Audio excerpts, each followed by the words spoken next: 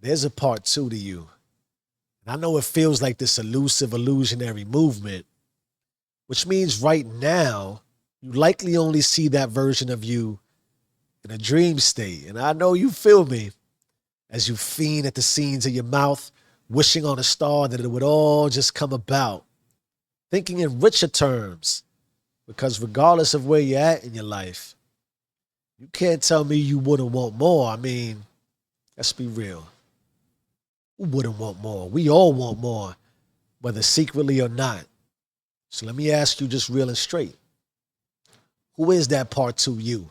And maybe today is cliche to say the 2.0 you. And I'll be real, I have one. And I like to think of this modified version of me in this way. I just fast forward right to part two and begin watching. I watch it happen backwards. So let's briefly imagine you and I and us, that we all have a part two. And we click play. We know they all begin the same way. There's no need to build the tension or suspense. It's clear as day. There we are, right away, part two, sitting in the lavishness of a view so passionately adequate because we know what the math says. No one gets through part one the same because no one goes through all that change just to remain the same. But before we get into the blame that changed everything about our name, return to the cutscene, please, because I like it there and it's beautiful. Lights, camera, action. Let us be. I ask you again, what do you see?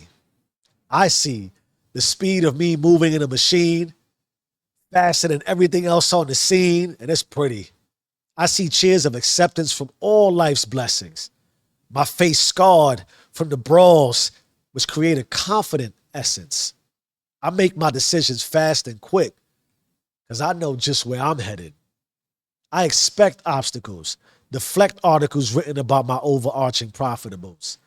I suspect villainous arcs in the shadow of my conquerables. My peripherals heighten up because I always see what's possible. I look good, smell good, light up like God's disciple. Deciphering between all these things that are now me, this part two me, 2.0. I'm comfortable in my skin, comfortable I can win, comfortable in the comfort of knowing I am him. Grateful and humble that I'm so far removed from what once has been. That part one. Oof. You see how this looks? This part two you that when put into view, there is no one anywhere who is left to doubt it. No one that can question or lessen us, at least from the perspective of all that we have accomplished. This part two you, of course, is so much less about the bright light broad view, which is cool. It feels good. The highlight reels, which with the world now stalks you. Crazy how that works. The pedestals, the podiums, the trophies, and the medals. It's all good and beautiful. But really, it is what you have had to overcome to get you here. Because you see, and we know, the part two you is just another character who is still you, but not you because the not you was part one and clearly no longer any fun. So two is you, and in you, of course, filled with this highly desirable face, self-worth, confidence, commitment, courage, ambition, self-discipline, curiosity, humility, patience, respect, conscientiousness. These are all the tools that the part two you has acquired after years of yearning and wondering if it was way too much to aspire.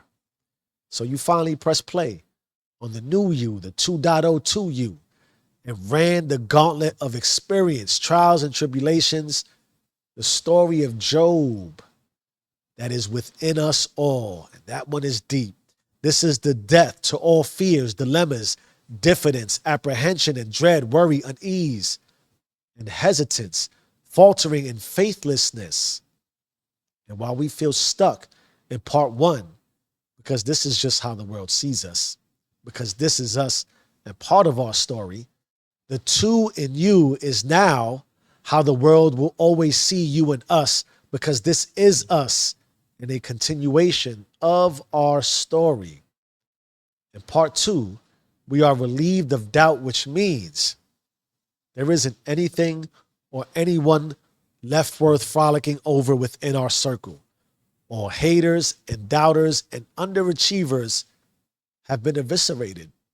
They always watch from afar, masking their envious covetousness with stories of who you used to be, wishing you back into part one, because that is all you will be to them, which no longer matters. Essentially, in order to reach the part two you, everything about part one must have been shattered, which means what? If you haven't reached part two, then you haven't realized in truth that the part one you is still active and not one worth watching.